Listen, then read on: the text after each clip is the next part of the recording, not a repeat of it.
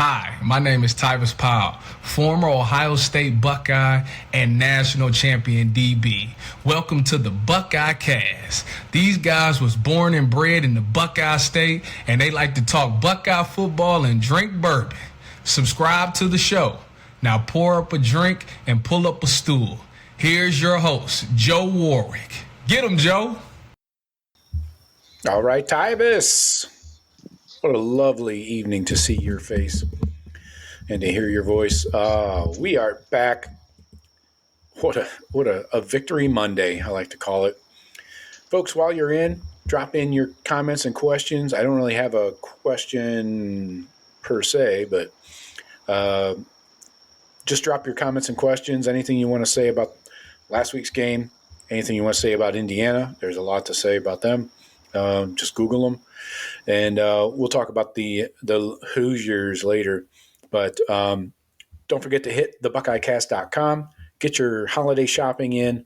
We are running a sale through this week in victory formation. Everything is on sale. So pop into thebuckeyecast.com, do your shopping.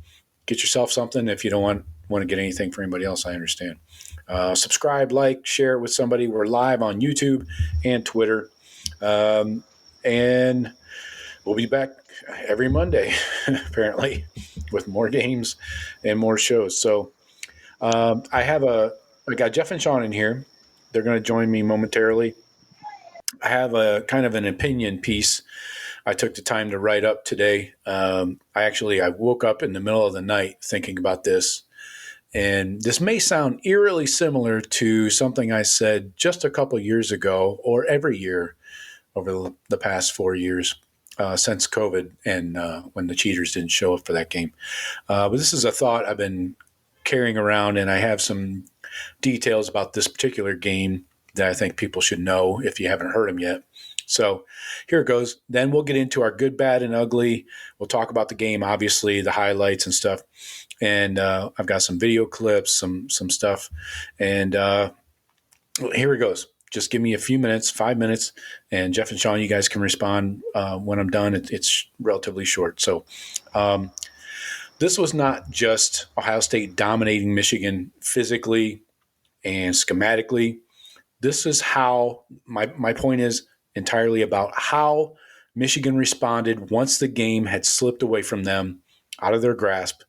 And this tells you everything about that program's culture right now. I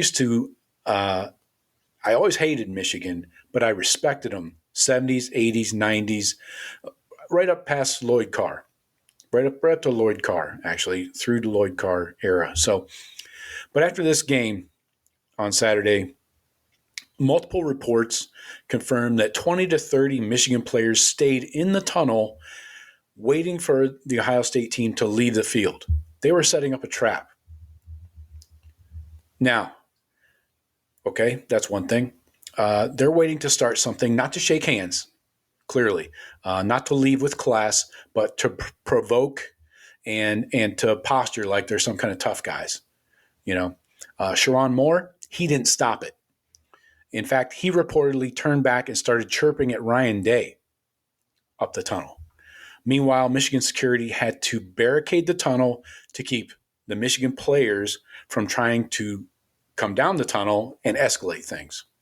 Again, awesome setup by the engineering school there at Michigan. Good job, guys. The locker rooms are right across the hall from each other. Beautiful. Good call. Anyway, a few Wolverines eventually told their teammates to knock it off, go to the locker room. So credit to those few brave souls. But the overall picture, fake toughness, manufactured rage, zero accountability from top to bottom. I'm talking from the head coach down to the position coaches and further. This was going on during the game too. We all saw it, right? I'm not just pulling things out of my ass watching the game with Ohio State colored glasses, right? Jawing after every play, trying to instigate personal fouls, which they got quite a few, baiting for ejections. It felt like that was the game plan. That was their way to win, their path to victory, right? So this is what happens when a team knows it's outclassed and chooses the fake toughness over football. If this is the culture Michigan wants to hang its hat on in this post-sign stealing era, which we just got over, right? It's a pretty hollow kind of culture and legacy there. Final note, I have zero respect for the program, the coaches who allow it, because that is ultimately the lead that the players will follow. As a coach, you're either teaching it or you're allowing it. That's it. And I have zero respect for the players, and then ultimately the garbage fans who support this shit. Zero respect, top to bottom, for that entire outfit. So, Jeff and Sean, thoughts? Go ahead, Sean. Shh! Don't tell him about Sharon Moore. You know what? I love that he's their coach. I think at the beginning of the year they were. I basically had him at 9-3. I think Vegas had him at 9-3, and they finished where they should be. They lost to every team that had a heartbeat. Sharon Moore is clearly out of his league. Their schedule next year is brutal, and a suspension. And their superstar new quarterback. I know he's only 18 or just turned 19, whatever the fuck, but he looks terrible. He looks the exact same as he did in the spring game. He throws that laser beam on every throw, and he doesn't have the feet. And I don't know if he's not coachable, but it doesn't seem like, I don't know who that quarterback coach is, but that kid is not developed. When have they ever developed a quarterback? I mean, J.J. McCarthy didn't get much better. Harbaugh did, though. Years. Harbaugh got him first round. Harbaugh got him to an NFL quarterback. Okay, but that's fair. I mean, not now though. Yeah, I mean the whole Michigan, the charade's up, man. Yeah, they're not who. I mean, they live in opposite world. Everything that they call everyone else, they do it worse on every level. They talk more shit. I mean, how many times? I mean, we've talked about it before. How many times is this tell no an after game a thing at Michigan Stadium between Ohio State, Michigan State, Penn State? I mean, probably happened in Notre Dame. They used to get in some. Oh yeah. Like you said, anybody with a pulse that comes in there is going through this. Go ahead. And they're lost. I mean, I don't think right now what is Michigan's identity? That they have a quarterback that's no good. They had a couple good running backs, but that ain't gonna win you national championships. But yeah, Sharon Moore is clearly clinging to the Harbaugh. But you got a lot of people that want Moore kind of out, and they know he's overclassed. These are Michigan, but no, Sharon's going to get this year.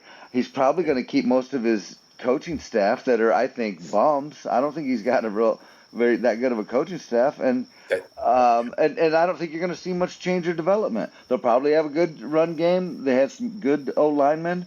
They'll be a decent team, but their schedule next year isn't. I mean, they play Indiana, Oregon, us, Oklahoma, Iowa. They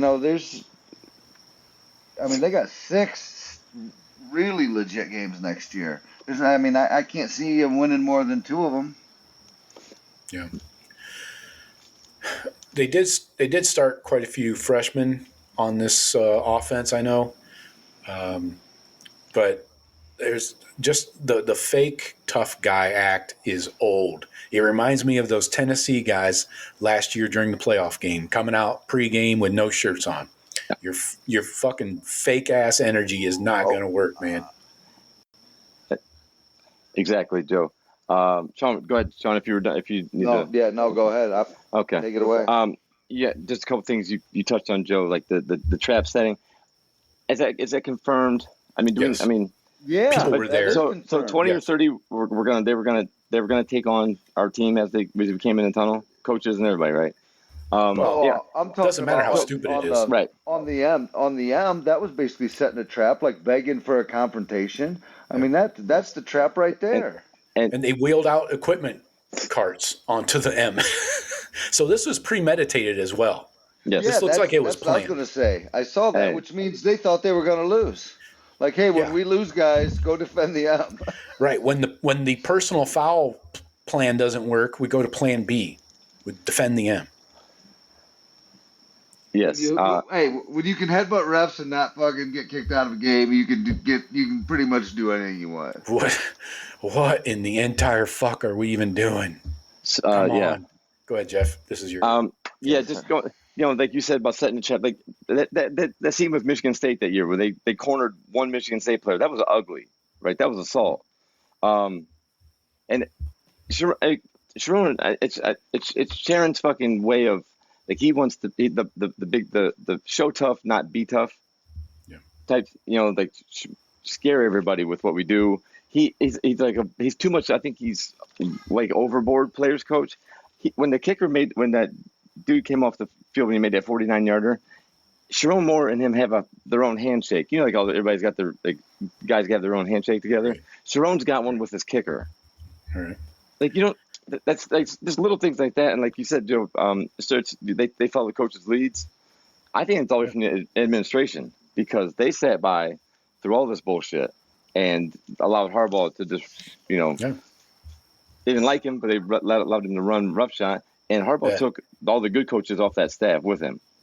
And the ones that some got indicted, some got suspended, some went with Harbaugh, some stayed.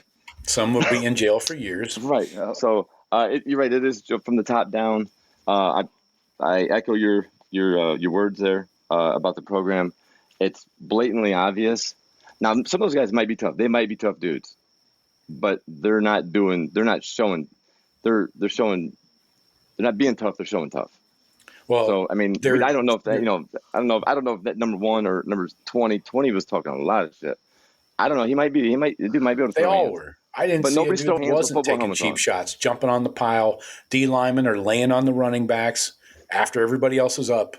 And I think offensive linemen have to pick them up off the line, off the running backs.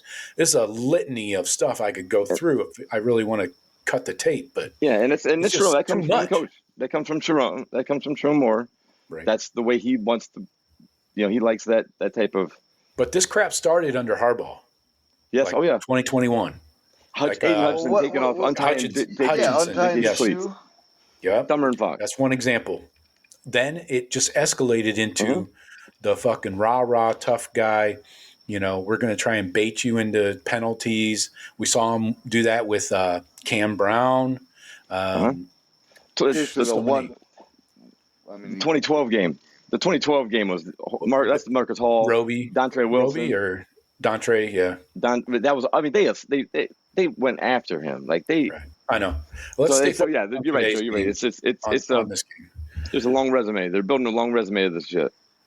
Right, but nobody like calls them on it or does anything about it. I mean, if you're a fan, you want to be affiliated with a fucking program that does that shit? I don't.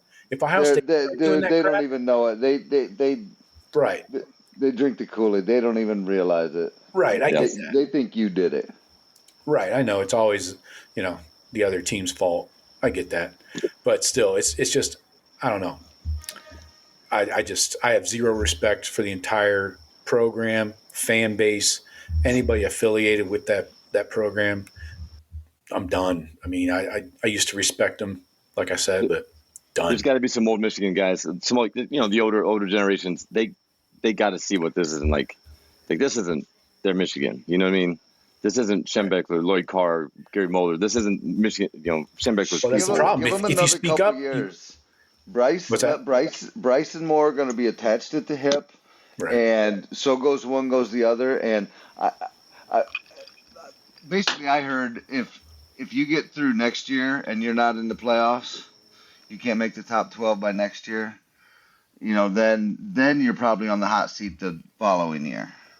I mean, it could be an immediate firing, but yeah, I mean he's in over his head.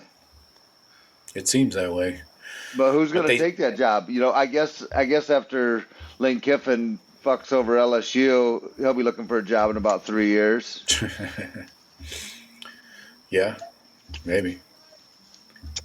Yeah. So, all right, let's get into the actual game itself and not the extraneous stuff. Sayin, why do we have to throw a pick in every Michigan game, like in the first quarter? Oh my! Second play of the game, second throw. And they were like, "Oh, he didn't see him. He couldn't see the receiver. That guy was in front of the receiver." Yeah. I mean, I didn't get that throw at all. He thought it was cover 2, or no, he thought it was cover 3, man to man, and it was actually cover 2 or something. I don't know. I forget. Anyways, the corner had the flats, but nobody came to the flats. He sunk back to the receiver. Yeah. I don't see how you couldn't. He forced it to Jeremiah, probably. He thought he had the right read. They disguised the coverage well. That's really what did it. And he was set going to Jeremiah. This is his first look. What's going to be there, probably. I tell you what, the 2 rushes by what's his name to start the game, the 23-yarder, and then the other long run, and I was like, oh my God, don't tell me this. Don't tell me we're not gonna tackle today. And then the pick. I know. Then the pick. I walked outside. I hit my door, punched my door, walked outside, let family not be scared. Walked out, waited about 5 minutes, came back in, and then then the game started to evolve like we thought it would. But those first 3 minutes of that game, I had a real bad feeling in my gut. Like, don't fucking tell me this. Don't tell me this is going to happen again. No. But that thought came in. That thought did come in. Oh, it came in big time on me. I was like, are you the way they were running me? the ball, too. Yeah. I didn't lose faith. You know what I mean? But is everyone going to turtle on this game? We're not going to tackle, and we're going to throw picks all day and give these losers a chance. So we had them right where we wanted them, I guess. That's the thing is it was the first drive of the game. So if you're going to make all your mistakes on offense and defense in the first drive, I'm good with it because there's nowhere to go from there, But Sayin, let's see, 8 of 11 for 112 against the blitz on the day, 19 of 26, 233 yards, 3 touchdowns, a pick. He had no sacks. They had 0 pressures on Sayin. The offensive line played their best game of the year by far. Yes. I thought I saw 1 or 2 pressures, but maybe they're not real pressures. There was one play where, he let it go, but he got pushed immediately afterwards. It wasn't, a big hit, but right. I don't know what they're calling a pressure. Yeah.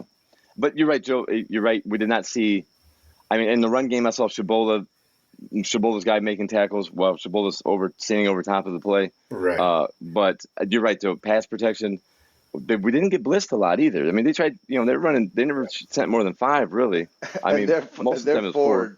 Could not get home at all. Good. That's one of the biggest pluses of watching that tape again, watching it again today.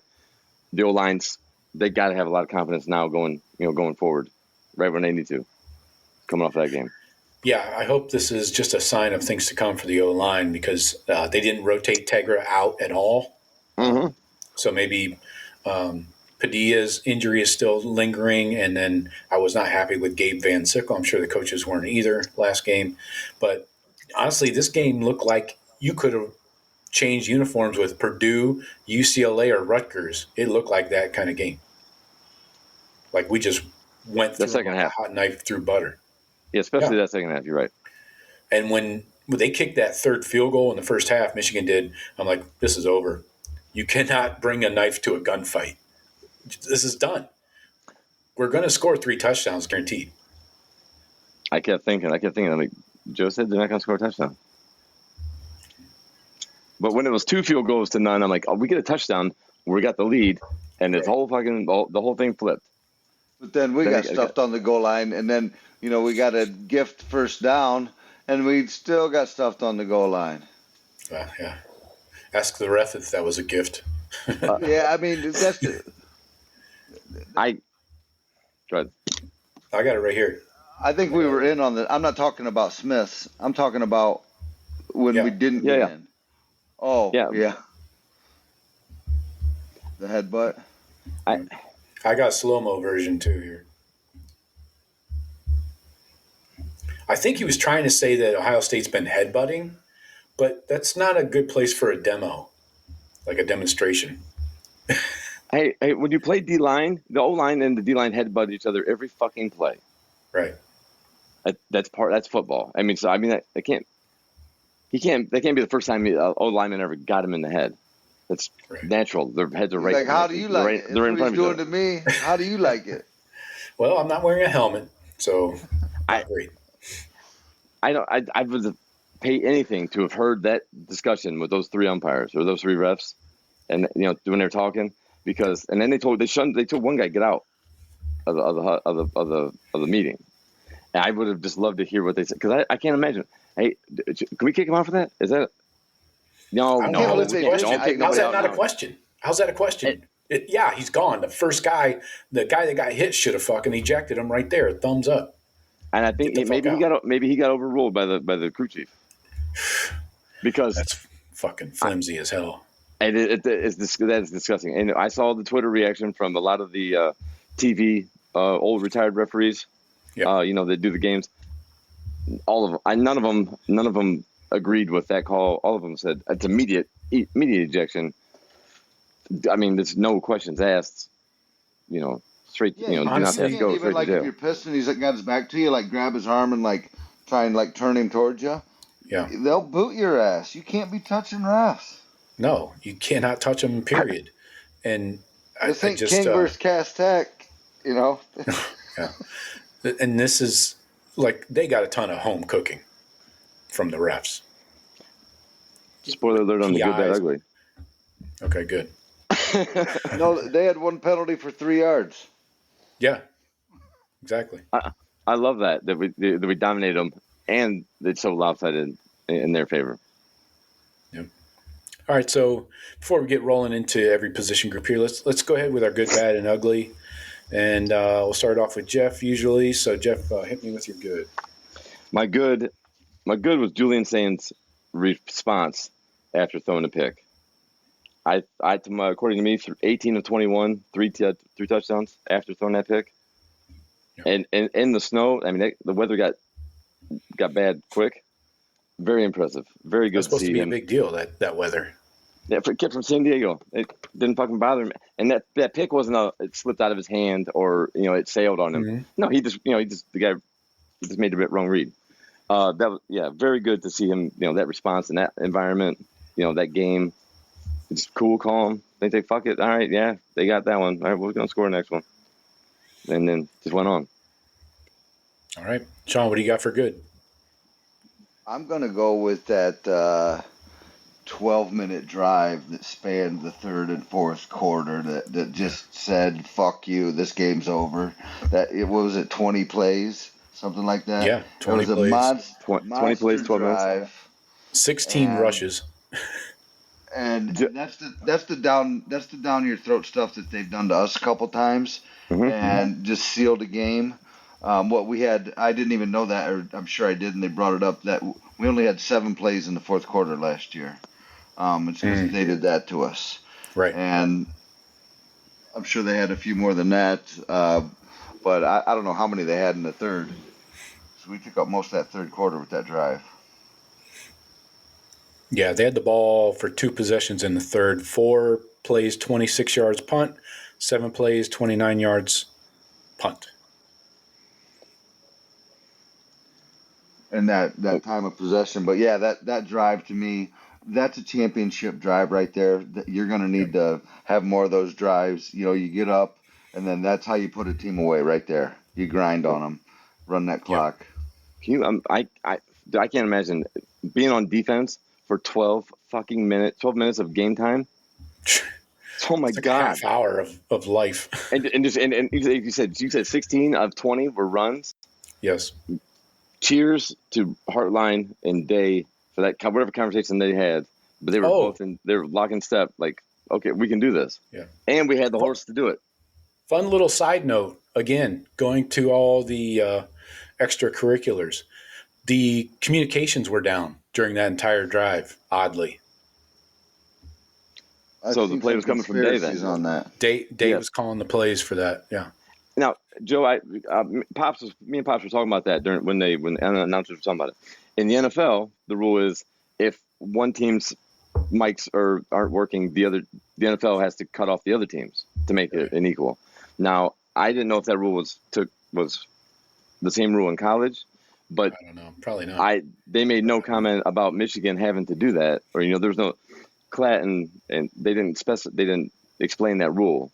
So I was wondering. It should 100% be that, or you stop the It game should be. until you get the shit fixed. Right. So It's like just It's Connor Stallion's wet dream. There's rain delays. We have a technological delay. You can't give a team an advantage like that. Right. Either it's the Connor Stallion's wet dream. Yeah, right. It Yes, goes we're back to to everything sideline we're saying about signals. Michigan and how they run their shit and what they get away with. It's just another thing on the resume. Yeah.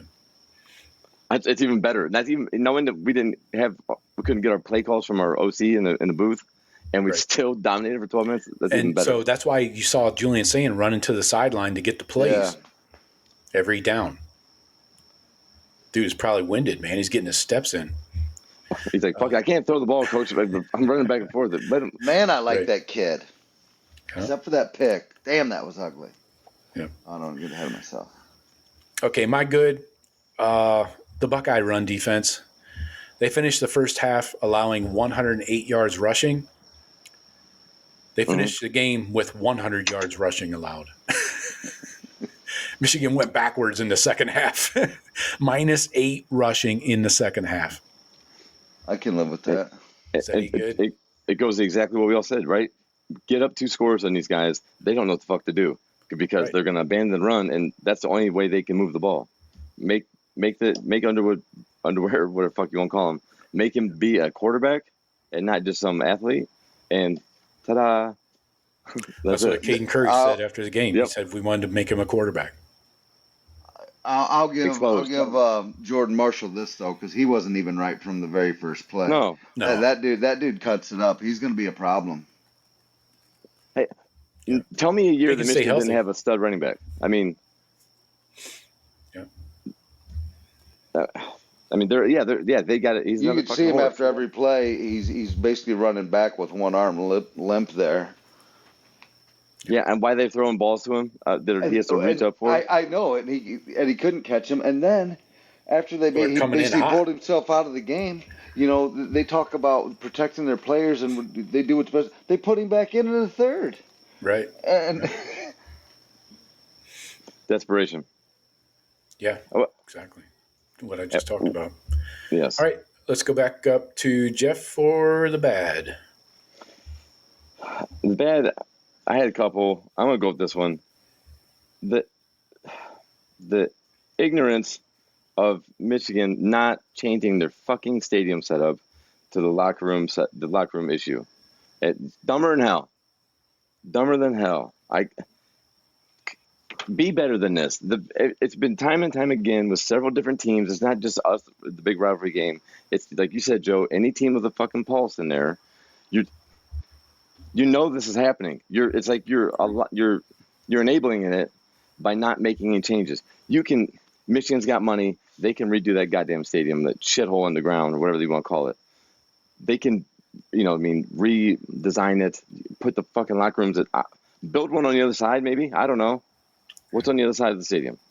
Like every other fucking college in the NCAA. Ridiculous. Do better. Be better. Elitist fucks. Yeah. All right, Sean, what do you got for bad? I'm going with Bryce Underwood. He's dog shit. For what they paid for that guy. Again, he got to the 9-3 record, but I just I'm underwhelmed. I don't. He's basically 1 year behind. New name. Sayin, 1 year behind Sayin, but he's got as much game time as Sayin, and we'll see if Underwood is as good as Sayin is next year, because I'm just not buying it, and I don't know how you're gonna get wide receivers to go there. You just had a game where you threw it for 63 yards, and your number one receiver had none of them. Yeah. And watch Scagnetti come fucking chirping around Nick Marsh's house. Well, Hey, I think He- actually, a little side note since you said that, I heard what's his name, Marsh, has entered the Yeah. portal What? for Michigan He's- State. Nick Marsh. Oh, Yeah. Yeah, so Michigan fans already think it's going to be Marsh, and Marshall in their offense.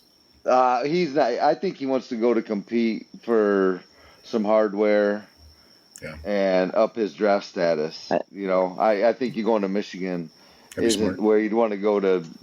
This is his one and done. Like, all right, I'm gonna go 1 year, one place, and then go to draft. He stayed home and it didn't work out.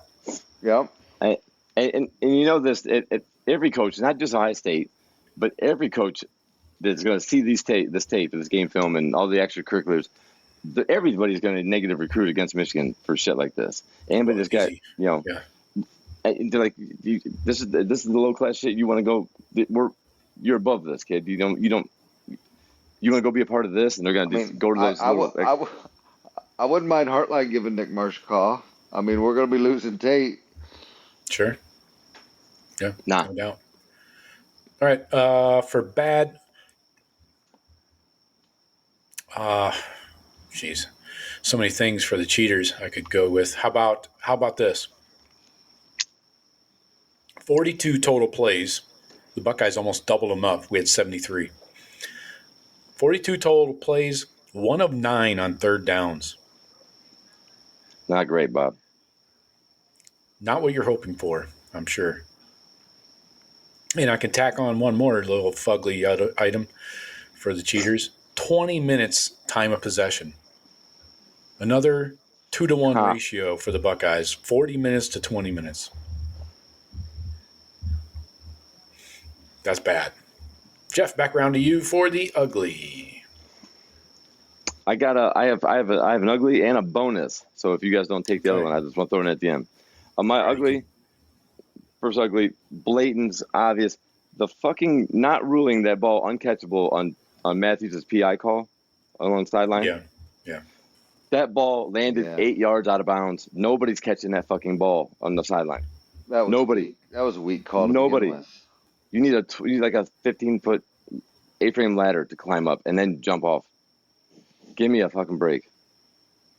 Egregious, horrible call. I mean, there was a bunch, but that one there, I was like, the contact was there. Yes, the contact was there, but by the rule, if the ball is uncatchable, the contact is null and void. Home cooking all day long. You didn't even see the ball. The ball went out of frame. You couldn't even see the ball. I know. I'm like, nobody's catching that. Nobody. No human. John, what do you got for ugly? Okay, ugly. I had some ugly ones, but I'm just going to change it now. Ugly's going to be this take that I give you. Ohio State needed to win this year, and Ryan Day needed to exercise that demon. But I could see myself in other years not caring and almost wanting to lose this game if it's the last game of the year. I equate it to basically what an NFL team does when they've locked up home field advantage and they don't play their quarterback or their starters, the last week or two of the regular season. And to me, again, I think we needed this win against Michigan, but that it's the last game of the year, I'm not so sure that I'm mad if we're going to change it to the middle of the year. Might mean more to me then, because this one, if it's the last game, Ohio State basically to me had a first round bye locked up, and I'm like, is there any benefit for Ohio State to win this game? Then we got to go play a hell of a team this weekend in Indiana, beat the crap out of each other, and then see each other probably again in the playoffs. Long term, and for the whole goal for me is winning natties, and that's being placed above my wanting to beat Michigan, because those things are changed now. They're different goals, and one might not help me get to the other.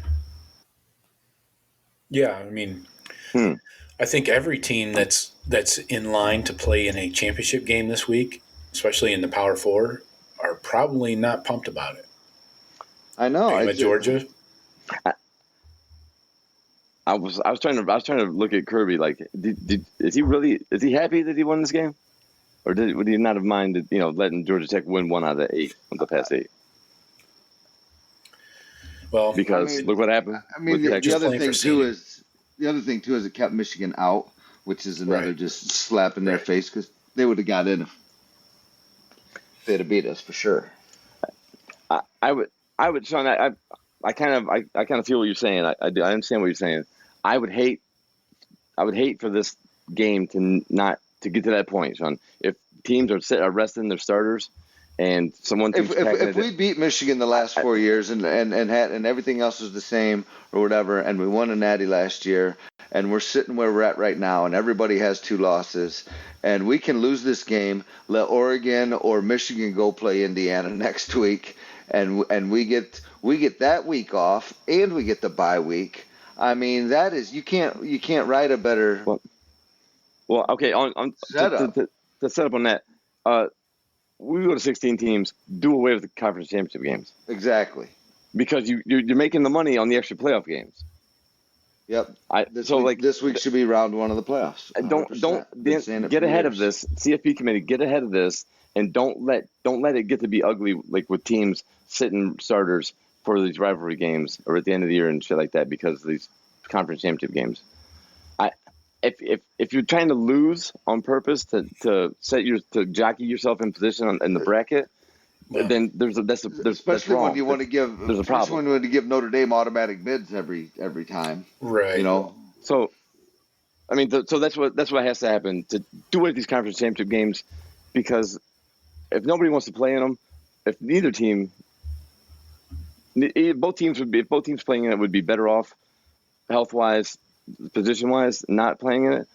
If that's every fucking conference, if that's us and the SEC year after year with these 16 teams coming in, because it's going to go to 16 probably at least. We got to come on. Don't let the conference championship games, because people won't watch. If we sit 5 starters on our offense, nobody's watching. I'm not watching the conference. I'm not watching that game. That's my bad take, or that's my ugly take. All right. That would be the ugly part of the system, for sure. For my ugly, the Michigan drive chart. This is putrid. Well, first of all, you only had 9 total drives, and was the total plays 44? Yeah, 44, 43, whatever. It goes field goal, punt, field goal, half, punt, INT. Drive home safely. Matty P, I don't know what we can say about him and his defense, but they really got something special going on. And with 2 or 3 of the best defensive players in college football on our team, that helps. And on top of that, Joe, I think we have 3 or 4 of the best position defensive coaches in college football. Yeah. I mean, the coaching staff. Top. The coaching staff's an all-star. It's an all-star coaching staff as well. Sure. So our kids are developed, and we get the talent, and they're developed at the highest level. Yeah. All right. So let's touch on some of the position groups here. We talked a little bit about Sayin going for 233, 3 touchdowns and 1 pick. 8 of 11 for 112 versus the blitz, but still the kid's been composed all year long. Like I said, it looked like he was playing against Purdue, Rutgers, UCLA, just changed the unis. He was untouched all day long. Bo NFL Jackson, quarterbacks want that. Oh, yeah, definitely. Bo Jackson, 22 carries. NFL quarterbacks would take that 8 to 12. Yeah. For 117. And this was the Bo Jackson show in the first half. 4 catches for 49. Some huge little dump-off passes that went for big yardage. Yep. Great hands. The Buckeyes outrushed the Cheaters 184 to 100. Yeah. And Bo Jackson was the key in that 20-play, 81-yard drive. Almost felt like he was getting stronger as the game goes on, and that's a sign of like a next level running back. Where once they get their 5, 6, 10 to 10 carries, now they're warmed up and going. And the O-line's leaning on the defense. And we did it the way that our team is set up to be. We didn't go out there and try to prove and ran right at their strength like last year's game plan. We ran our offense and then was able to switch to the run to then finish them. Not try to just run it down their throats and not use the high performance card that we have with our receivers and deep threats. Well, that was a sick run. Yeah. Was that the one? The stutter step. Yeah. Yep. And the whole time jacked. the whole time I'm yelling, I'm like, you just got to go. You just got to go to the And I corner. always bust him on his speed because I don't know. It seems like he gets caught, but yeah, that was some hops right there. That's a true freshman that breakthrough. Little duck in.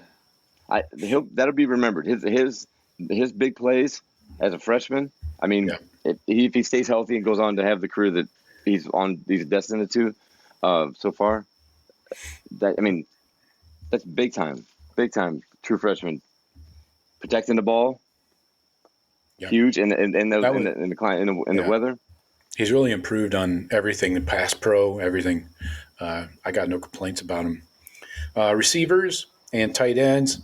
Carnell Tate, 7 targets, 5 catches, 82 yards, and the big 50-yard touchdown. Let me see. Looked healthy. Dial that up here. That was just. Here you go. Looked healthy right there. I mean, Tate looked great on Saturday. Nobody home. Look at Tate, look at Sayin able to step up in that pocket and just unleash just the protection, and he finds the spot, gives himself a chance. Nobody is home, dude. Look at around Tate. Jesus. It's Jeremiah Smith that created that opening. Jeremiah was on the far right, and he ran I think he was going to run like a corner. And they were when they showed replays and there was the all 22 view, they were rolling over top of Jeremiah every time. They didn't do the same with Tate, but I think master plan by the coaching staff and the trainers and everybody, keeping their tight lip, not letting anything out about Tate. We're thinking we don't know if it's real or not. We don't know. I'm going back to thinking he got in some trouble and they didn't let him play because he looks fine. He looks absolutely fine. Yeah, but just like usually something gets leaked. Sources told me that he's but it was great by the coaching staff because he looked healthy. No limping, no nothing. The tough routes, everything. We should expect Jeremiah and Carnell to be a full go this week, is my expectation. Because coming out of that game, Ryan Day said that they're as good as they should be. So, and no other major injuries, right? No other major injuries. 4 targets, 3 catches, 40 yards, 1 touchdown. I believe I have that quickly. Here, watch 10 get broken off. Oh, yeah. And this could have been ruled the other way. I'm glad I'm so amazed it wasn't. I thought for sure this is the kind of call. I've never seen that call made in my entire life, and I thought sure as shit it was going to get called against us. The way that game was going right at that point, I thought I expected it. Yeah. I don't think it would have mattered. I don't either. I don't either. Sharon, he said, yeah, he talked about it. He didn't completely, bang on it. And him and Portnoy both, they almost sounded identical. Portnoy and Jerome were talking about the game unfolded, but I expected that call to go against us because it could have. Max Clare, 5 targets, 3 catches for 20. Wilkaz Merrick, 3 targets, 2 catches for 30. Had the big 25-yarder right down the seam. Great. Had to go up and get it. Brandon Ennis, BI, just 2 targets, 2 catches, but had the easy touchdown there on the rub route from Clare. So receivers dominating. I mean, not huge numbers, but we didn't expect, to go out and throw for 400 and some yards. So no, but the rush was working so well. Yeah. And what we said, we thought we could win the one-on-one battles, right? We knew we had we had the advantage, and we didn't. Yeah, we wouldn't go out there and like Ryan Day's like, I know we can dominate him in pass. We're gonna throw 50 times and light him up. No, and he didn't get bullheaded and stubborn about trying to just out tough him running the ball. The game plan, the play calling was great. It's like the pass almost set up. The pass allowed for the run. The pass got the lead, then the run finished them. That's how you want to do it. You don't want to have to just beat on people and then go up top because that's the predictable way. We talked about all of these points. Yes. How Ohio State was successful. We talked about this last Monday. We are real fucking Their smart. secondary could be got, And this is not the D-line of Grant and Grant. Fairly obvious. And we didn't run right at them to make them great, to give them a chance to be great. So offensive line, 0 sacks, 0 pressures, dominated Michigan's front for 40 minutes time of possession. Our tackles I got no complaints. They've taken a lot of shit, especially from me. Tagra's taken a ton from me on this show and others. So high fives all around. I don't know. I got no complaints. You outrush your rival in the game, and which is a very key stat in the record of that game, the rushing totals. You no sacks on your quarterback in shit weather, and on an opposing team stadium with the noise. I don't remember any false start penalties either, or like illegal procedures. Yeah. You know what I mean? So there wasn't a lot of they were guys talking not about hearing that stat shit. on the leading rusher, and I mean, it's to me it's kind of happenstance because the leading team starts sitting on the ball and grinding out the run just like we did. But before we started grinding out the run like that, they were leading. So I mean, it's kind of you didn't win because you were running the ball so well. Typically in this game, it's like you were winning late and you started running the ball a lot more. Which is this is cool to say though, because like when they know you're gonna run and you're gonna run because you're eating clock and they know you're gonna do that in the weather, everything they wanted, in the snow, in the cold, just the way they wanted it. Yeah. Bennett Christian did have a procedure penalty down there near the goal line that they scored on. That's right. Yep. So yeah. Okay. But that might have been the overall, the offensive line. Cheers. Y'all get your fucking whatever prize they get for extra flapjacks breakfast. I don't know. More right. Held Michigan to 163 total offense, 63 passing, 100 rushing. Like I mentioned, the -8 in the second half rushing. Obviously, 0 touchdowns. First time since 2007 in the Ohio State-Michigan game. No touchdowns allowed. D-line, Cade McDonald was a monster. He led the defense in PFF grade. He was in the backfield. Taiwan Malone, I was impressed with. Yes. Kenyatta played a great game. I thought Curry did too when he wasn't getting tackled by the old lineman. Right.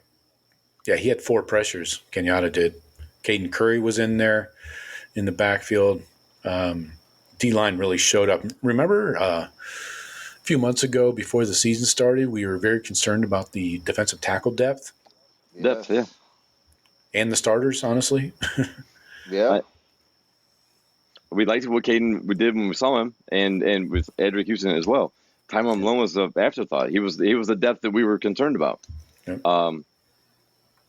Larry Johnson's a good fucking coach, man. And his assistants. I mean, our D line. They're dialed in. Those guys played their ass off, and we didn't rotate a lot. I didn't see a lot of Bo Atkinson. I didn't see a lot of Zion Grady. I didn't see a lot of. I mean, Houston. They did. Atkinson got 0 snaps. I looked at the snap counts. Yeah. Curry and Kenyatta played the entire game. Right. Yep. They only played 15 guys. Well, they only had 44 plays. I mean, fuck, they weren't tired. Right. No. You play good enough, you don't have to play so many plays. And they only played 3 linebackers. Let's see. Pierce had 12 snaps on the game. So they really didn't play a lot of 3 linebacker, a 4-3 kind of setup. No, and we got gashed on one of them. We got gashed the one big run off the left tackle. Right. I think by what's his name? How you pronounce that name? Kurtzdahl? I don't know. Yeah, whatever. On one of his runs, Pierce got sealed in. Should have been in the hole, but what happened is exactly what we all thought would happen. We get up on them. They don't know what to do because they can't move the ball down the field through the air. Well, yeah, they're completely one-dimensional.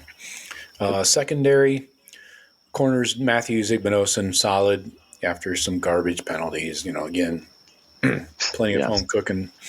Lorenzo Styles looked healthy. No issues there. Yes. Yeah. Some solid tackles. Caleb Downs played every down. He just took away the tight ends, zone reads. Yeah. He's a beast. Hey, that's another game. I bet if you watched all 22s, like the aerial view, it's another game where his stat line is not probably great. It's not stand out. Like he's not the Ed Reed type, crazy stats. But he eliminated a lot of their possible chances. Yeah. He probably took so much shit away and read so much stuff. He probably had some other people get in the right position to make plays. Yeah. It's not. It doesn't do his stat line does not do the justice that that guy does for our defense.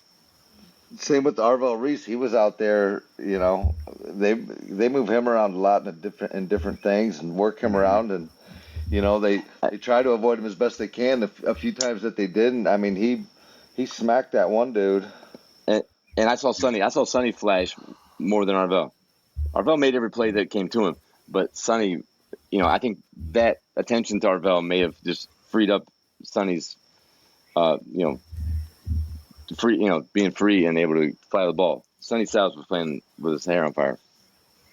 Here's Arvell, a couple back-to-back plays that he made. I don't know how 42 thought he was going to outshake Arvell in the backfield. Yeah, he just eliminates them. Like, he just eliminates their play. Like, whatever you're doing, no, it's over. It's done. Bang. Bang. Fuck yeah. Just done. Yeah. So some of the big moments on defense, back-to-back red zone stops in the first quarter to hold them to field goals. Huge. After the pick. Right. Defense picking up the touchdown offense. there changes the total complexion of the game. 4 straight punts to open the second half. And IGB with the INT in the fourth quarter. And helmet removal. Good job. Michigan had 0 points, 0 red zone trips, 0 explosives in the second half, except maybe some diarrhea. Because all their explosives all year, and they were one of the most explosive, was all running plays. And they hit at least three over 20 yards in this game. Yeah. Yeah. And ended with 100. I love the stat, Joe. 108 rushing yards at the end of the half. Finished the game with 164 total. 100 rushing total.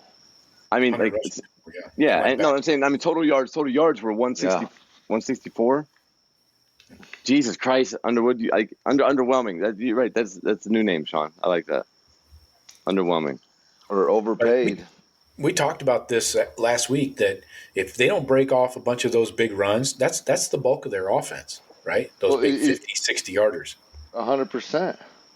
100%. I mean, they got the backs to do it. They got the number one kid coming in next year. So next year it's going to be that whoever, Marshall kid and this new freshman that are going to be like Justice Haynes and Marshall were this year. They're going to be a good running team. Yeah, always. Yeah. I mean, plus Haynes will be back. Yeah. I think he's going. I think he's leaving. Really? Yeah. He didn't put up much of a resume this year. He had good numbers till he got injured. I think he was leading the country when he got injured, and the numbers were good. Big yards per carry. But we'll see. I mean, somebody might transfer too. I mean, they're not going to be safe, from people trying to poach their players too. Talking about their lack of. Who's going to transfer? I mean, if the new running back's he's going to come in there. Marshall, he already knows Marshall's there. Yeah. He's going to be happy to split time. You almost have to in college anymore. Sure. And I don't know. I think they'll keep them. And as far as poaching players, who's anybody won on that team? Maybe some old linemen. I don't know. But they've gone through a lot of injuries. Yeah. I think they got 3 young guys that were starting in that game. That I don't know. All the linemen will be returning. No seniors. I know that. Oh, all of them? Well, except that Al-Hadid or whatever the fuck. I think he's gone, but I think the rest of them are all either freshmen, redshirt freshmen, or sophomores. In that game, I don't know what the guys that were injured are coming back. I don't know about that. But. Yeah. All right. Anything else from the game we need to cover? We got to get into this Indiana preview. Here in OHIO, through that big house. Yeah, and the screen. I mean, the colors. I mean, most screenshots had a fair amount of red in it. Oh, yeah. Yeah, you can't blend that in. Is that a crimson or is that a garnet or no? It kind of washes it out. When there's navy blue, The Scarlet drowns out that maze. It does. Yeah. Definitely pops on screen. Yeah. So all around, top to bottom, front to back, that was a straight up ass kicking. Side. Yeah. So, all right, let's get into it. Big Ten championship. Last two unbeatens in college football. Ohio State, Indiana, in Indianapolis, 8 p.m. Eastern on Fox. Buckeyes are favored by 5.5. I've also seen 6. I'll check the latest spread in a second. So, yeah, this is going to decide the Big Ten title, number 1 seed in the playoff, and possibly the Heisman Trophy winner. So a lot of hardware riding on this game. I was in that agreement. I was in that thought process of the Heisman, with Sayin and Mendoza. Yeah, it'd be something weird, like if whatever team wins and the quarterback has, in spite of the quarterback, the other quarterback's not going to get it either. So then it would trickle down to somebody else. But I pretty much it's going to be, if the winner of this game, the quarterback is going to get the Heisman. I would lay money on that. Yes. Yeah. I agree 100%. This is the winner of this game gets the Heisman. Yeah. Unless, like I said, unless the game's just like weird and it's 13-10. Right. Well, we don't have to worry about Jeremiah Love playing in a conference championship game.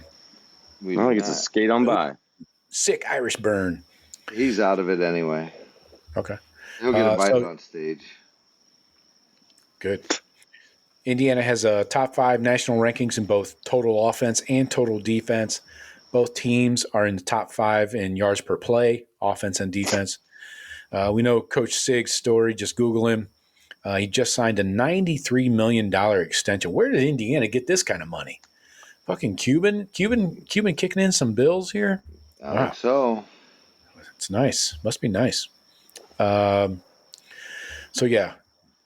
Mendoza, the Spanish bullfighter, leads FBS with 32 touchdown passes. He's a 72% completion guy, 9.4 yards per attempt. Tack on 6 rushing touchdowns. That gives him 38 total scores to you and me. He is the Heisman favorite right now. I'm seeing him at plus 125. Julian Sayin right behind him at plus 135. That's what I saw. So, I mean, to me, that's the neck and neck that where this game, whoever wins it or looks, I mean, I guess, like Jeff said, it could be a weird game where one guy throws for 4 touchdowns and the other team runs it down their throat and they still lose, where you give it to the quarterback maybe, but I just don't think that's going to happen. Right. Winner take all. Yeah, I think, our guy, number 10, just broke the NCAA regular season record for completion percentage with 78.9%. And it's down from where it was.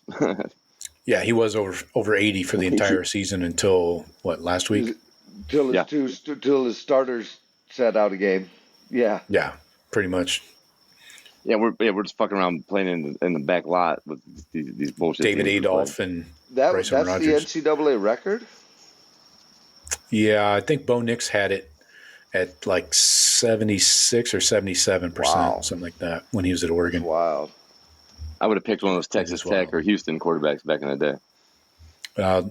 They ran a lot of screens and behind the line of scrimmage shit, typical. So, yeah, Indiana's got the explosive offense here. Rushing attack ranks number 9 in the country, 230 yards per game, 5.6 yards per carry. Roman Hemby, Keelan Black, they combined for 1,600 yards, 13 touchdowns. And then you got Kobe Martin adds 450 yards on a 6.6 yards per carry average. And you got 5 upperclassmen O-line starters. So, left tackle, Carter Smith is supposed to be a stud right there. And then on defense, Stephen Daly. Mikowski on that O-line. That's right. Yeah, one of those seasoned veterans. Yep. Who's the other guy? Oh, Pat Coogan came over from Notre Dame. I don't know if Michalski is still starting or what. He's probably injured. Seems like he got injured a lot. Yeah. But yeah, Stephen Daly leads the entire FBS in TFLs with 18. Indiana leads the Big Ten in TFLs with 103 as a team. Second in sacks. Yeah. And they played us. Or they played not us. They played Oregon and Penn State. Really, their toughest 2 games, right? Right. Illinois, they blew out Illinois. Right. Oh yeah, that was. Illinois missed a lot of serves on defense that game, but still, yeah, that was a blowout. And Signetti, one thing that we have not done and never tried to do, never cared because we don't feel we have to do it. Signetti was running. He was chucking the ball down the seams, up 4 or 5 touchdowns. Stats. Look at these. He's a maniac, serial killer. Look what he's doing against FCS teams. I just you got to delve into those stats for a little bit. Look at these scores against Kennesaw State 56-9, Indiana State 73-0. Do you really need to run it up on Indiana State? Seriously? Well, they're gonna say Grambling. You scored 70 on Grambling, right? So Illinois we did it different ways. 63-10, Michigan State 38-13, UCLA 56-6, Maryland 55-10. So Purdue 56-3. Yeah, that's a pre-playoff mentality. That's when you need the style points to get that 4th spot, over the 5th spot. You don't need that anymore, especially when you're undefeated. Yeah, apparently. I don't knock him for doing it, because they came out of nowhere. Now, it's the second year. His James Madison guys are going to be gone. It's all going to be recruiting now. He's going to have to recruit a quarterback, not just pull a 5th-year guy or something out of the portal. So why? Wow. Who says? You're not going to keep doing that. You're not going to keep running a senior quarterback every year. He's got Mendoza's little brother. Oh, that's right. Yeah. Well, he came in. He gets in most games. Just saying, their threat level is they're for real. Indiana's for real. It's a legitimate threat. What I saw them do to Oregon midnight. What I saw them do to Oregon was impressive because they took it to Oregon and they out physical to Oregon. Yeah, that was kind of shocking, actually, especially when you see Oregon right now, the way they're running the ball and playing defense. And it was at fucking Austin State too. So right. I feel like Oregon started kind of slow. Like they didn't look that good until here recently. Beating USC and Washington. They did, yeah. I was kind of suspect on those guys. And I saw a prediction where it might look like we like us and Oregon might be flip flops from last year, and we might face them coming out the bye in that 8-9 game. I don't like that one bit. No, it's like out there everybody bitches about how Oregon got the shaft by having to play us first game. The way it looked, that we could end up playing them, the same way. But the seeding should be better this year with not having the conference champs automatic, top seeds. But yeah, maybe we can. Oregon's that team, I think, more than Bama. Get Ole Miss to win their first one against a BYU or something, and we get Ole Miss or BYU. A laneless Ole Miss. Laneless. Isn't he going to take like half the coaching staff with him too? I heard. Yeah. I have the report I read was he plans the entire offensive coaching staff is expected to go with him. Everybody he's taking. Yeah, Sunday he said to his staff, "If you're not on that plane to Baton Rouge tomorrow, you don't have a job."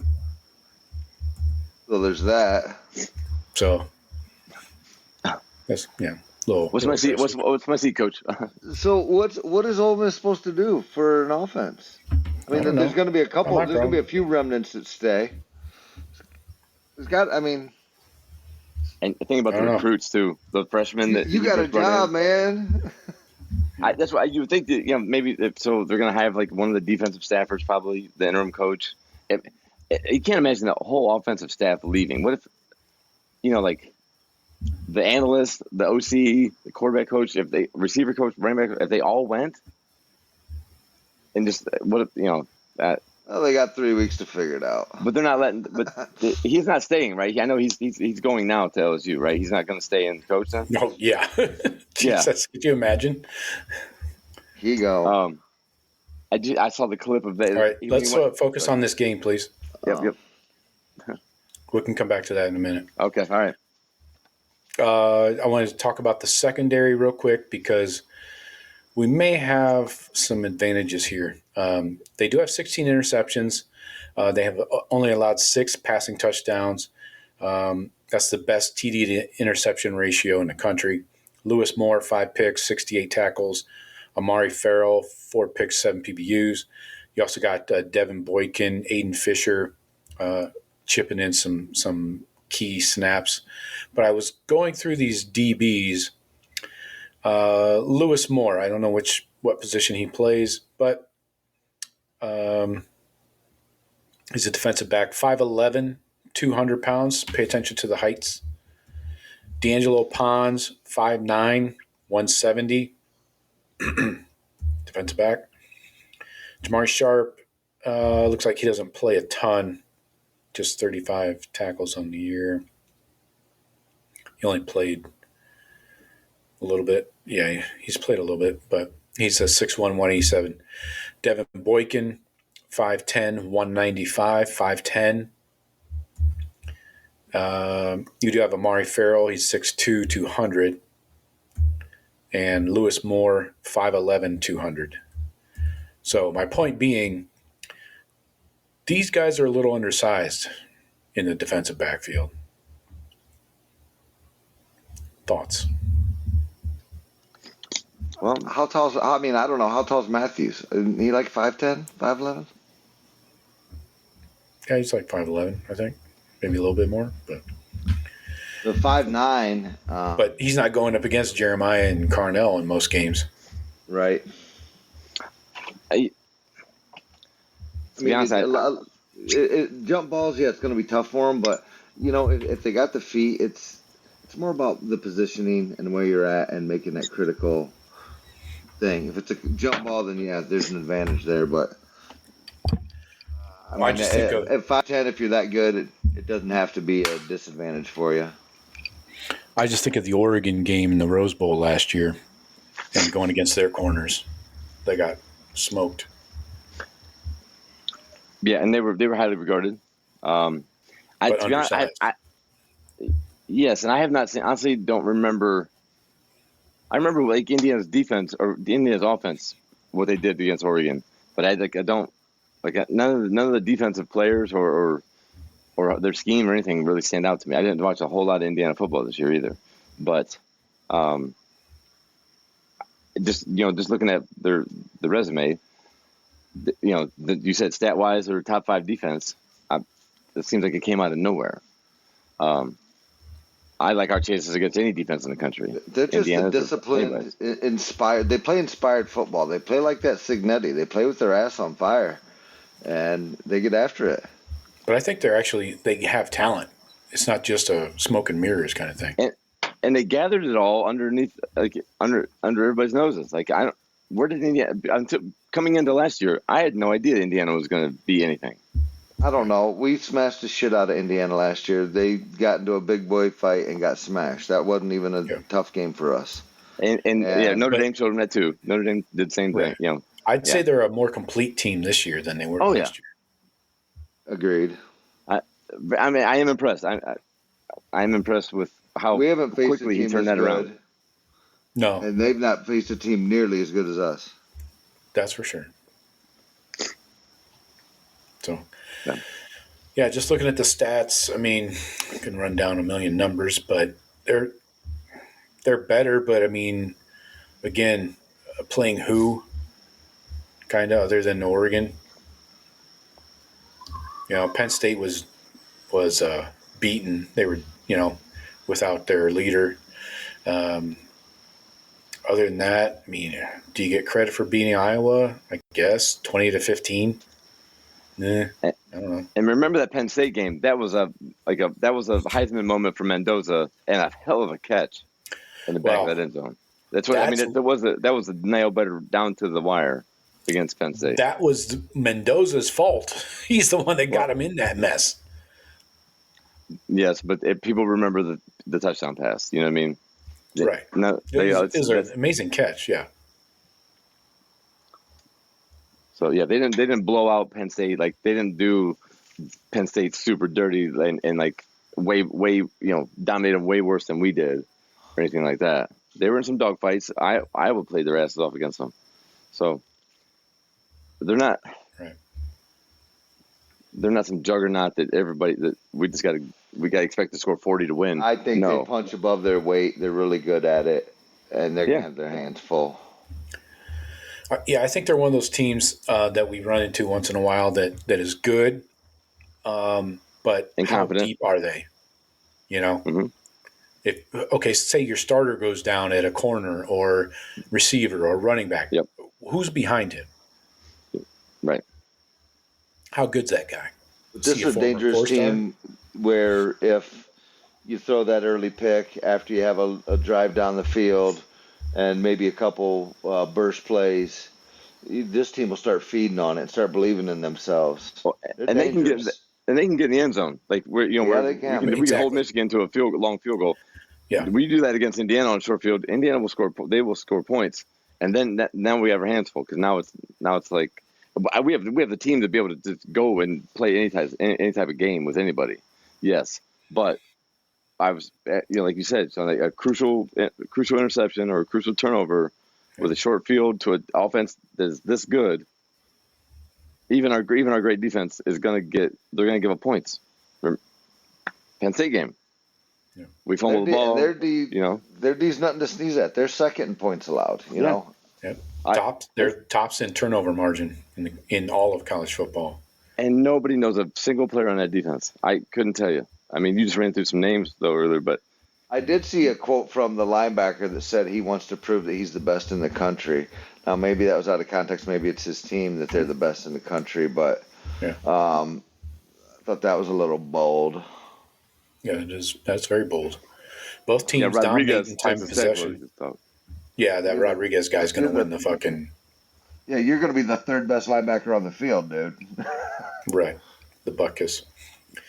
Red zone defenses, Buckeyes are number 1 in the country. IU's red zone offense is number 17. Both teams have tops in the country, top 5 third down defenses. So can the Buckeyes stop the run, number 1, because that's a top 5 rushing attack? Can Julian Sayin not make any mistakes, or at least limit them to 1 only? Because we can overcome 1 single mistake typically, unless it's late in the game. And then can we maybe win the turnover battle, or just contain this offense? Because the offense is really the only thing that worries me. Can we split? Get a split. If like we finally got that interception from Michigan to make it 1-1 in the turnovers, it can't be lopsided because their offense they are so good, and if our defense is coming back out there short field, winded, getting off the field, then having to run back out, and you're right. Turnover battle will be way more. I think will be the more telling stat than even rushing yards. Yeah. We got some comments to get to before we get out the door. So let's go ahead with our score predictions and our microscopes. I got a updated spread of 4.5. Buckeyes by 4.5. 4.5. And I guess you could call it seems like a neutral field, kind of. But over under 48. So, Jeff, let's start with you with your score prediction. 48, huh? What does Vegas know? I would have thought it was higher with these offenses. On turf, I'm going to go 32-24 Buckeyes. Okay. Cover and over. Over. Sean, what do you got? Champs. I'm going, how about 31-17? 31-17, okay. Yeah, I can see them getting in the end zone a couple times. Yep. Okay. I'm kind of right there with you. I don't think they crack 20 points. I'm going to go 34-20. cover over.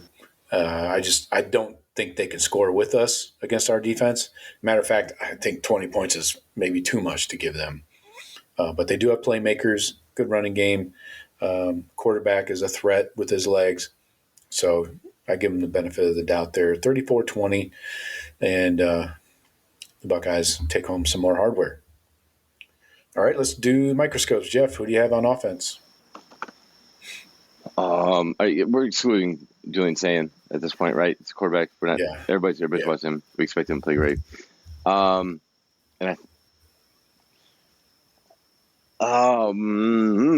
me go back to Bo Jackson. Can you double up? Can you make a type of run like Zeke did when he went to stardom in 2014? The Michigan game, the Big Ten championship, and then playoffs. Can he level up and top what he just did in the big house or the big shithole? You do have to be a little, concerned about that freshman wall, right? At some point. Usually you see it by now, but the way we've shared carries and split carries, I think we've gotten past it.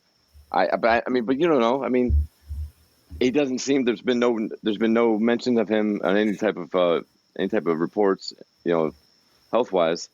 We don't know of anything getting dinged. He never looks like he's been hurt or anything like that. So you got to think he's going to come in here 100% healthy. He didn't take a lot of big hits in that game, where he looked beat up. So I'm looking for him to build upon that breakthrough showcase game. Okay, Sean, what do you got for offense? Yeah, I don't care. I'm taking Julian Sayin. How do you not take Julian Sayin? All right. Well, fuck. All right, Sean. Yeah, we're all going to keep our eyes on Julian Sayin. We expect him. We're going to see if he plays good. Right, the whole world's eyes are going to be on Julian Sayin and Mendoza. Well, then what are we doing? This is the Heisman battle, and go out there and cement it. I expect that kid to shine. I expect him to shine like he has. Receivers on the short track, I'm with you, man. I think Indiana's going to be a little bit overwhelmed with what's coming. I hope that we can keep the intensity level, after that win. I think that was emotional for everybody. Yeah. All right. I'm going O-line because without them, none of this happens. Bo Jackson doesn't break off anything. Julian Sayin gets rocked. So O-line, let's I hope we're peaking right now. I know. Gosh, please let them be peaking. This is the run. 4 more games. Yeah. This is what we did last year. Maybe this is, last year's blueprint that they're employing again this year. Hopefully that's it. That's the case. And let's just stay healthy. Than last year. Right. But the thing is, though, it's not all the same guys that you're asking them to do the same thing again. These are new guys that are fucking hungry to want to do what the guys ahead of them did. So it's not like, hey guys, you turned it up last year, turn it up like you did. It's not guys that have done it and want to just flip a switch, because that's very difficult. These guys are fucking hungry for it. Right. So I got O-line, the entire group, all 5 starters. I remember how much you laughed at me when I said the O-line a couple weeks ago.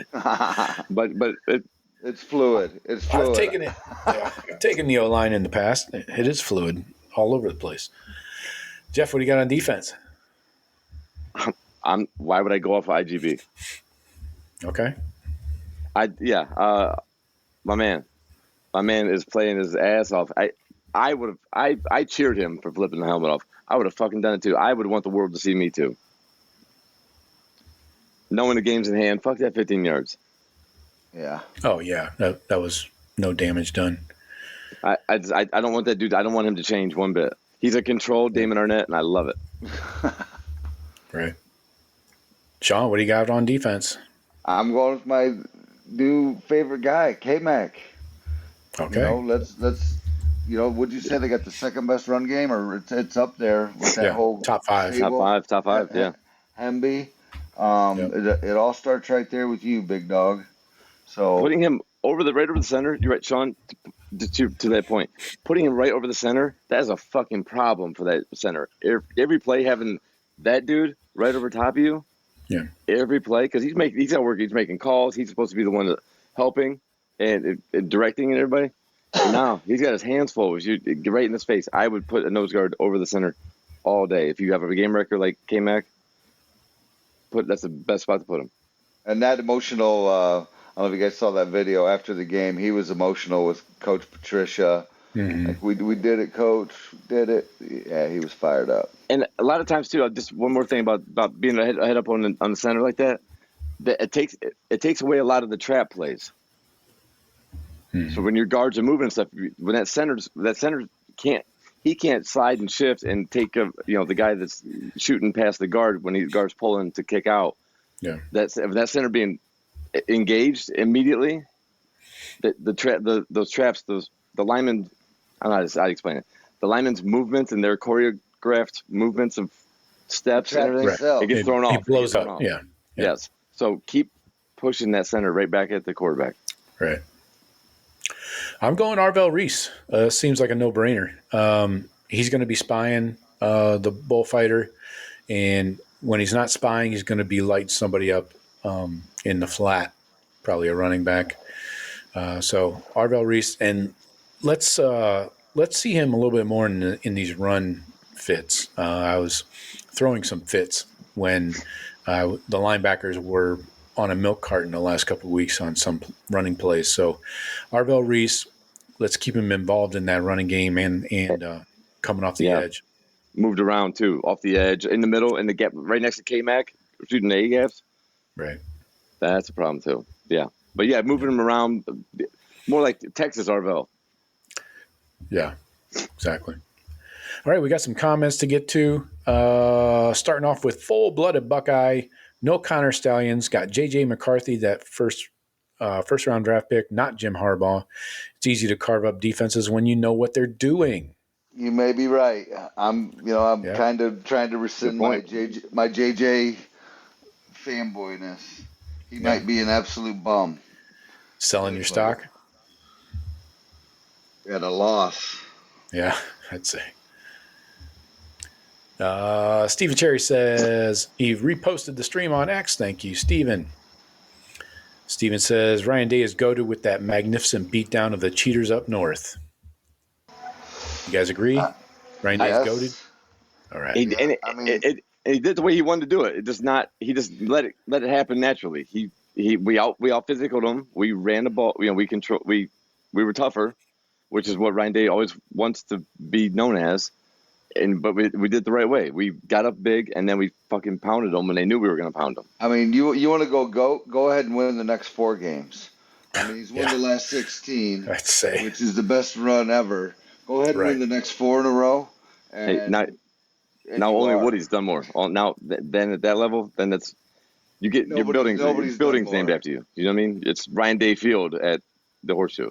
And not taking a loss since this Saturday's game a year ago.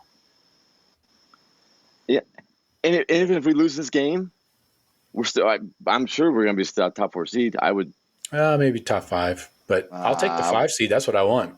That's the 5 seed actually might be the money hole. You're right. Get that 12 matchup, fucking North Texas. Or something. If I'm playing this game, I want to buy. You make me play in this game, I want to buy. You play in this game and have another game. Now you're looking at a 17-game season. It's getting to be a bit much, man. Right. But Ryan Day, the team has been built and trained for this exact scenario. I think they're right on cue. I think they're so in tune with what this team needs, what they need when they need it. Right. You got to peak at this time. And we adapt. We adapt to whatever rules, whatever shit gets thrown at us. I think our coaching staff and our program adapts to it'll all be on what circumstances better than it'll most. all be on that O-line. If they fall apart, run game and Julian fall apart. All right. Steve Cherry has Bo Jackson, your table is ready. Unlimited meals for you, sir, on the house. Sounds like 3 things from Yep. Bo. Outcast 5 says, Michigan needs a total reset. They've allowed Harbaugh to bring so much disrespect to the rivalry with a win-at-all-cost mindset and more doubling down with his team's behavior in Columbus last season. I couldn't say that better myself. That's exactly how I feel. It comes from the top down. Harbaugh to Sherrone Moore, down to the position coaches, down to the players. Outcast 5 says the Ohio State tight ends were mauling and manhandling the LBs and defensive ends. They were. True story. Yeah, Facts. I looked at the snap counts. His next comment, Will Kazmarek was destroying people on the line. He was. He got he had the most snaps. He had more than Max Clare, actually. First time in a while, they said. So they went in. I don't know if he got a lot of those late, but yeah, he had 40 plus snaps.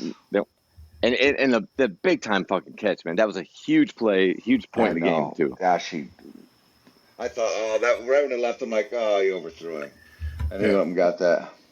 Yep. Not great run blocking grades, but I don't know.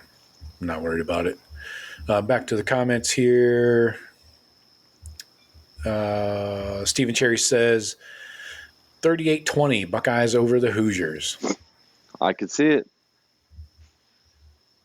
Oh, and we have a bonus pick in case you needed it from Stephen Cherry. Georgia 27-21 over Alabama. I flipped that for me there. Yeah. I don't know, man. I'm not sure Bama can beat them again. They always beat them. The board's 2-0 against them.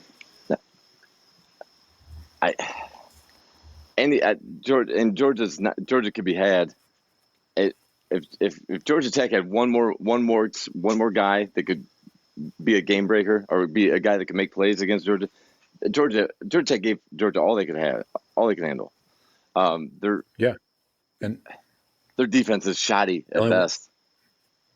They can't throw the ball for shit. They got Georgia. I mean, I had that game, Bama Georgia. You're right. Bama figures out a way to beat them when I don't think they should. But Georgia's not old Georgia. It's like you got to get past the mindset of, Georgia, sending nine guys in the defense going to pros. No, not anymore. No. So I like Bama. Okay. I hope they murder each other and there's fucking 40 guys injured after that game. I don't care. I care less, about that game. Well, Bama's going to win that game, and then we're going to face Georgia in the Natty. I want one of those two. I would love to avenge our last loss to either one of those fucking schools. I would love to dog walk Georgia. I would love it.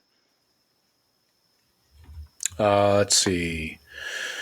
Jeff TZ8FH. Cheater up north, no culture. They are a win at all costs mentality. Cheat. Try to get players to fight after each play. Intimidate the refs. Pathetic example of a proper college football team. Yep. Michigan, man. Same things I said. Preach. Yep. Jeff says 38-20 or 34-21 Buckeyes. Everybody with cover. Yeah. Stephen Cherry says, have Arvell shadow the Heisman fraud. Is that the bullfighter? Fraud. Yeah. Full-blooded Buckeye says 35-16 Buckeyes. I think you got to sprinkle in some field goals there because our biggest gripe is our red zone offense, right? Mm-hmm. It's like the biggest question at this point. Seeing what the O-line was able to perform like, but like our red zone offense is not. It's not automatic. Yep. We had 7 plays. We had 7 plays on that with unsportsmanlike down there at the goal line, and couldn't get in. Well, see, right. Donaldson got in though. Donaldson did have the touchdown. Yeah, I feel like he got it. Those refs had their reviews asked backwards. Right. I know. But still, it shouldn't have taken that many plays. No. You know what I mean? No. They brought in K-Mac at fullback. Yep. So that didn't work. So I think that's why you got to sprinkle some a tight field goal or something in there because they're a tough defense. The threat is real with these guys. Yeah. We got one more comment just came in. Christopher Phillips, 9727, says their own radio people were saying that one of the guys on their team was a backup trying to fight with one of our starters. Wish I could say I'm shocked. I did see the first time in our game the phantom call or the call of the Michigan player that was flopping. That was solid. That they finally got one of those. I mean, it's embarrassing in basketball, but it is ridiculous in football. I didn't see that one. I'll have to look it up after we're done here. Yeah, I should have pulled it in. All right, I got nothing else. Yeah, have you watched an NBA game? Then not egregious. Yeah. Hey Joe, real quick, just to kind of touch the rest of the weekend, the rest of the games. Texas A&M no longer a threat level in my book. No. Texas without two of their best defensive players showed us that you can fluster and make Marcel Reed be a quarterback. Make him be a quarterback, and you're gonna win. So I don't give. I think Indiana's the biggest threat. I feel way more. I feel confident with us playing anybody, but I feel better us playing anybody in the SEC. I like our chances. Yeah, tenfold for sure. Yep, I agree. Let's get a hold of Diego Pavia in the second round. Sure. Yeah, go ahead. Let's see how it shakes out. I will take the bye first round. But if you have to... Yeah, keep you rested, yes. But if you have to play, give me the 5 seed.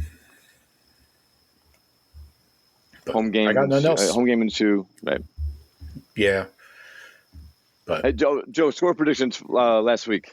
Who's going to take the title here? I think I'm looking pretty good. I think I won that. Oh, of course. No bullshit. Why would I ask, Sean? Why would I even ask? I had 28-10, or I had 28-20, not 10. 28-10 would have won it, but I think I had 28-20. Yeah, right. I had 27-6. What I have, Jeff? 27-16. Little bit closer. I was close. Just missed by a field goal. All right. Oh, we got one more. Okay. Should we entertain Michigan State talk briefly? Oh, why not? They lost. They fired the coach. Yeah. Full-blooded Buckeye. Fitz. Yeah. Full-blooded Buckeye says, how do you feel about Pat back in the Big Ten coaching Michigan State? Perfect. I Make think him good. God damn it. We need more talent. We need more good games. He's a good coach. It's a good try. TBD. You know, I think give him a chance, but is this guy going to adapt? He's been out of football now for a couple years. Doesn't know the NIL, the new structure on how this stuff goes. I think he's a smart dude, though. I've always liked the guy. You know, made Northwestern relevant a couple times. I think he won the Big Ten one year with Northwestern, which is ridiculous. Will he get the NIL commitment from administration? That has to be his first question in the interview, just like everybody else. You can't screw a guy over and say, "Hey, good luck with this, but we're not going to give you the resources." Right. And remember, there's 2 huge billionaires that both own NBA teams that hate each other, but they are both big time Michigan State guys. So yeah, I'm sure the money will be there.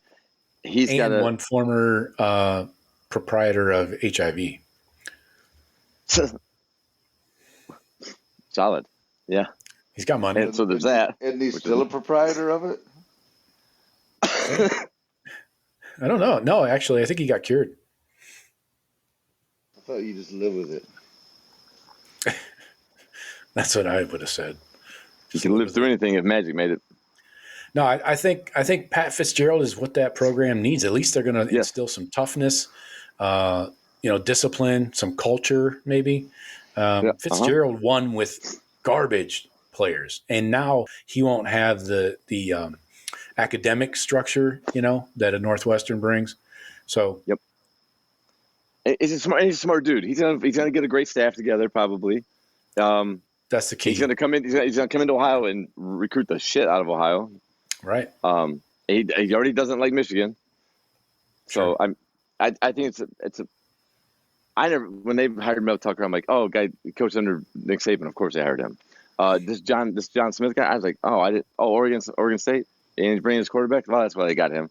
I didn't think anything of him. I mean, right. So I mean, Fitzgerald, please make Michigan State a team again of consequence, because we don't have enough of them. I mean, in this day and age, I don't think Michigan's going to get to the Ohio State, Oregon type of levels on a year in, year out basis. But if they can be a 9-3 team, Iowa, and make the playoffs once every 4 years, yeah, I think that's doable. I mean, that's what I think a program like Michigan State should aim for. Right. I mean, yeah. Take the 3 stars around the Midwest. Now, if you start doing that, coach them up. You do start doing that consistently, okay, then you start aiming a little bit higher. But, I mean, baby steps. Yeah. I mean, yeah, they've got a ways to go right now. He's a good coach, and the Big Ten needs more good coaches. So, good luck. And I hope your offspring are happy with the decision as well. My daughter will probably be done by the time anything positive happens there. But, yeah, there's still hope for the son. You hope she is, Sean. You hope she is. Oh, I'm going to be missing this game, by the way, guys. Sorry. I'll be in Japan. Unless I can find a place in Tokyo at 10 a.m. Sunday morning. There has to be a Buckeye bar. Probably not going to be able to watch this one or join you guys next Monday, for that matter. Yeah, have you checked into the Bad Boy streams? No. I'm going to consider that. I've got YouTube TV, but it doesn't work overseas, as it turns out. But if there's a way I can get my VPN on my phone, or maybe I don't have YouTube TV on my laptop. I could probably just install it there. That goes through a VPN, and probably watch it that way on YouTube TV. But well, Sean, safe travels. Thanks, man. Yeah, if you miss us here. Yeah. All right. Well, I got nothing else. So, yeah. Hey, we'll see how this week goes. These fucking guys these seniors and these juniors that are going to pros that we love so much, they got a pair of gold pants now. We got off this fucking. Well, it ain't over. It ain't over. That's all I'm saying. I'm saying I'm putting the cherry on top of fucking this past weekend. We're on to Indiana, right? About time. About time. Just so sick about fucking time. That's I screamed that in my street. I went on a victory lap down my street, scared the hell out of a bunch of Puerto Ricans. But my flag banner. I'm running like I just won a gold medal for the U.S. Family all here. Just my daughter says to my dad as I'm running out the house, "Oh my God, already? No, yeah, already. Yeah, Caitlin. Yeah, already. Yeah, we're letting the whole neighborhood know we fucking there's a reckoning happen." So, right. Salute to the Buckeyes. Unfinished business. But all right, guys. Long way to go. All right, we'll talk to you guys later.